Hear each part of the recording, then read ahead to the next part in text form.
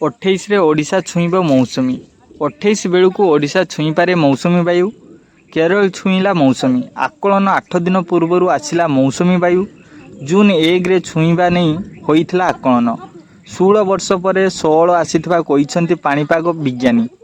प्रभाव में केरल 2 दिन धरी प्रबल वर्षा जारी रही। आगामी 6 दिन पर्यंत केरल और दक्षिण में राज्यगुड़िक प्रबल वर्षा नहीं सतर्कता जारी करा जाइछि।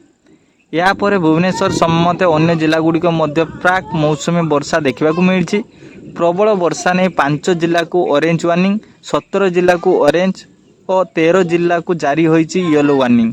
सेपटे आसंता 27 तारिख बेलू पश्चिम केन्द्रीय और पार्श्ववर्ती उत्तर बंगोपसागर में एक लघुचाप क्षेत्र सृष्टि होगा संभावना रही। फल 27 रु 30 जाए राज्य में प्रबल वर्षा हेबा नहीं आकलन करा जाइछि। प्रबल वर्षा रे भिजिछि पश्चिम ओडिशा। प्राक मौसुमी वर्षर उपांतर उपकूल सबटी विक्षिप्त भाव वर्षा होइछि। सेहीपरि आसंता काली रायगड़ा, कोरापुट, गंजाम, गजपति, मयूरभंज और केन्दुझर प्रबल वर्षा नहीं येलो वार्निंग जारी करिछि पाणीपाग केन्द्र।